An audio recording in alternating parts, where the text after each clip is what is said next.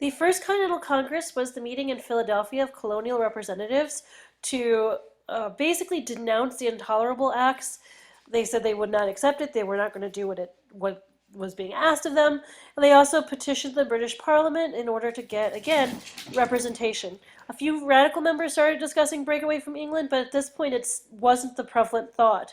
It is going to create the Continental Association, which is going to be an agreement amongst the colonies, and it also forbade the importation and use of British, should say goods, not gods, that's ironic. And it agreed to have a second meeting in May of 1775, which is going to be known as the Second Continental Congress. In the meantime, firefighting actually flat out breaks out. The battles of Concord and Lexington were in April of 1775. General Gage of the British infantry suspected that the colonists in the area had been stockpiling a bunch of weapons. Paul Revere, William Dawes, and some others detected the movement of the British troops. He rode the famous ride of Paul Revere and all that. It's going to lead up to this. And it warned the militia, which was the local military. It gathered Minutemen at other nearby cities. This city was where the militia and the Royal Infantry fought, and the colonial troops withdrew.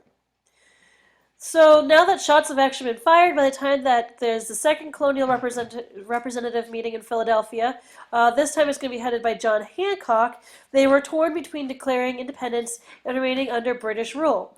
Moderates forced the adoption of the Olive Branch Petition, which was a letter to King George III. After James II, you have Queen Anne, and then you have the three Georges. Appealing one final time for a resolution to all disputes, the king refused to receive it. This is going to be the impetus for Congress to send George Washington to command the army around Boston. The American ports were opened, which went against the Navigation Acts, and Congress is going to write the Declaration of Independence. This is going to result in another battle relatively quickly, which is going to be the Battle of Bunker Hill. Bunker Hill was an American post overlooking Boston, and on June 17, 1775, General Gage and his troops went to battle against the Americans. The colonists twice turned back a British frontal assault, and they held off the British until local forces ran out of ammunition and were overrun.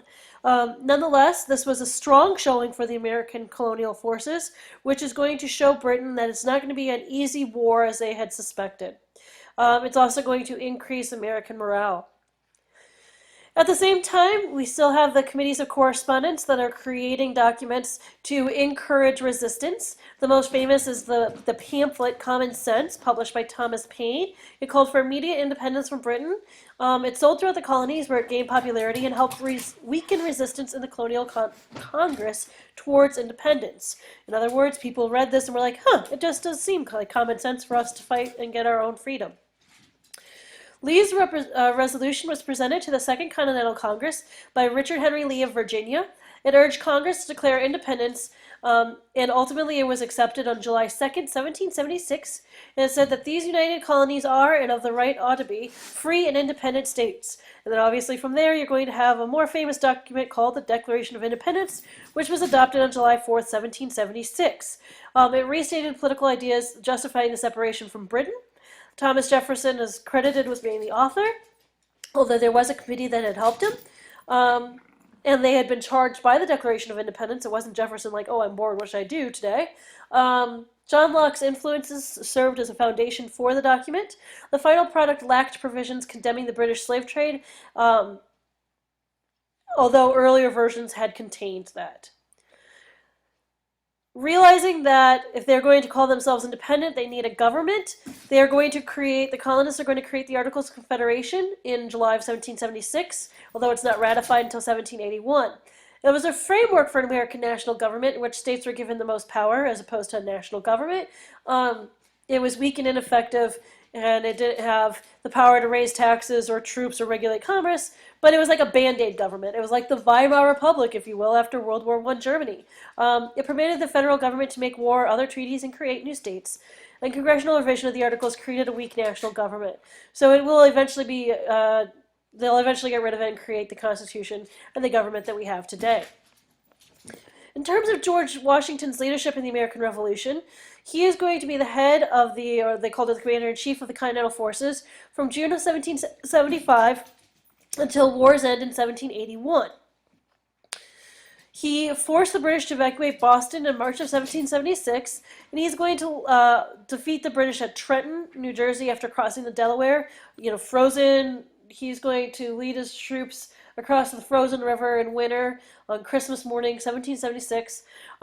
Then they're going to bunker down at Valley Forge, which was a tough winter, and a lot of people are starving to death and stuff like that, but he is going to keep his troops focused and dedicated, and this is going to earn him a lot of respect. Ultimately, General Cornwallis is going to surrender to him on October 19th, 1781, although not technically. Cornwallis doesn't show up, he sends his second in command. The Battle of Saratoga is one of the major battles of the American Revolution. It was fought in northern New York. The British planned to end the American Revolution by splitting the colonies along the Hudson River, but they failed. The British ended up surrendering, allowing for the first great American war victory ever. This demonstrated that the British could more easily hold the cities, but they would have trouble subduing the countryside, and this was considered a turning point as the French had also began to aid after this battle. Without their assistance, it's debatable as to whether or not we would have won the Revolutionary War. Charles Cornwallis was the British military and political leader. He started off as member of Parliament. He did not like the tax measures that led to the American Revolution. However, when he was offered command of the British forces during the American Revolution, he accepted, and then until he ultimately was defeated after the battle at Yorktown. Western land secessions. The original 13 states ceded their western land claims to the new federal government, and then said that the government would be able to use these new lands to create new states. The states that lacked western land claims feared that states with claims would grow in size, skewing representation in the federal government. They were scared that big lands would equal too many people in government. Before signing the Constitution, these states demanded that those with these claims cede the land. Ordinances in 1784 and 1785 and the Northwest Ordinance organized the ceded areas in preparation for statehood, and ultimately they were organized and admitted to the Union. This policy strengthened the ties of the Western farmers to the central government. The Revolutionary War comes to an end with the Treaty of Paris in 1783. It was the U.S. was represented by Ben Franklin, John Adams, and John Jay. Britain recognized the U.S.'s independence and outlined its borders, where we received all the lands east of the Mississippi River, north of Florida, and south of the Great Lakes. The U.S. agreed that loyalists who were still in the colonies would not be persecuted, and if they wanted to return to England, they would be granted safe harbor.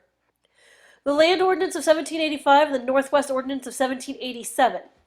The Land Ordinance of 1785 was an act of Congress that sold western lands in order to settle the territory and to earn revenue for the federal government. Remember, we're broke at this point. We just fought a war. We didn't have much income. We didn't have much alliances other than France. We need to get land and money somehow. The Land Ordinance organized the distribution of land into townships and set aside a section of each township to use for public education. The Northwest Ordinance described how the land north of the Ohio River should be divided and helped to create 5 new states.